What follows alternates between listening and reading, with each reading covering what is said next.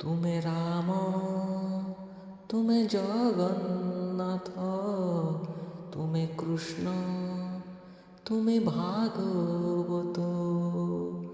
ଧର୍ମ ରକ୍ଷା ହେତୁ ବିଭିନ୍ନ ରୂପ ଯେ, ଧର୍ମ ରକ୍ଷା ହେତୁ ବିଭିନ୍ନ ରୂପ ଯେ ଧାରଣ କରିଛ ପ୍ରଭୁ।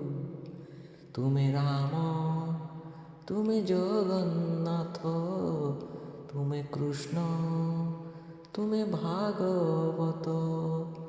ଏ ଘୋର କଳିରେ କାହିଁକି ମୌନ, ଏ ଘୋର କଳିରେ କାହିଁକି ମୌନ? କୁହ ପ୍ରଭୁ କୁହ।